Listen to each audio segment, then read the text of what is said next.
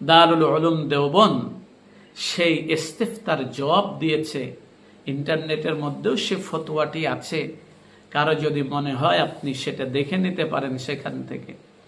দারুল উলুম দেওবন্দ প্রথমে বলেছে এটা যে শরীয়তের দৃষ্টিতে কোনো মানুষকে মন্দ উপাধিতে ডাকা, তার সাথে মানায় না এমন কোনো শব্দ তার জন্য ব্যবহার করা, অনুপযুক্ত কোনো শব্দ ব্যবহার করা, কারোর নাম পরিবর্তন করা, কাউকে গালাগালি করা, এগুলো শরীয়তের দৃষ্টিতে নিষিদ্ধ। পবিত্র কোরআন এবং হাদিসের আলোকে এই বিষয়গুলি প্রমাণিত। অতএব একজন মানুষ যদি সাধারণ মানুষও হয়, তো সেই মানুষকেও মন্দ নাম দিয়া, অনুপযুক্ত শব্দ দ্বারা তাকে তাচ্ছিল্য করা, ছোট করার জন্য কোনো শব্দ ব্যবহার করা, এটা কোনো মানুষের জন্য জায়েজ নাই। এরপরে তারা সেগুলির দলিল দিয়েছে। সাধারণ মানুষের জন্য এগুলো জায়েজ নাই। সেখানে একজন নির্ভরযোগ্য আলেম, যার মধ্যে ধর্মীয় জ্ঞান আছে, ইলম আছে, এই মানুষের জন্য এমন শব্দ ব্যবহার করা তো আরো শক্ত অপরাধ। এগুলি তো আরো শক্ত অপরাধ।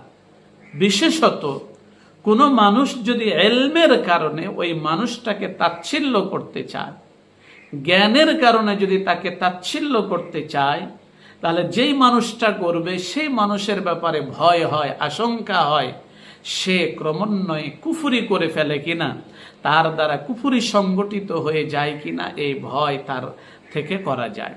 এজন্যই যদি কেউ এরকম হয়ে যায়, তাহলে সে কারো দ্বারা যদি এরকম দুঃসংগঠিত হয়ে যায়, কোনো আলেমকে সে তাচ্ছিল্য করেছে, তুচ্ছ নামে ডেকেছে, কিংবা তাকে হেউ করার জন্য কোনো শব্দ ব্যবহার করেছে, গালাগালি করেছে, তাহলে তার জন্য উচিত সে আলেমের কাছে গিয়ে মাফ চেয়ে নেওয়া এবং তওবা করা, ভবিষ্যতে সে আর কখনো এরকম না করা।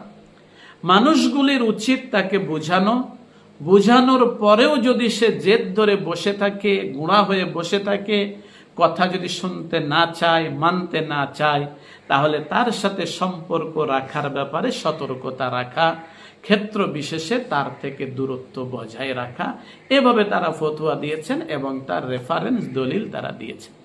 প্রিয় ভাই, তাহলে বিষয়টা কত শক্ত। একজন আলেম যার মধ্যে ইলম আছে, তাকে তাচ্ছিল্য করা যাবে না, তুচ্ছ করে নাম ধরে ডাকা যাবে না, তাকে অসম্মান করা যাবে না, তার মান নষ্ট হয় এরকম কিছু করা যাবে না। কেউ করে থাকলে মস্ত বড় অপরাধ করেছে, ইলমের কারণে করলে তার মধ্যে কুফরি হয়ে যেতে পারে। তাই তওবা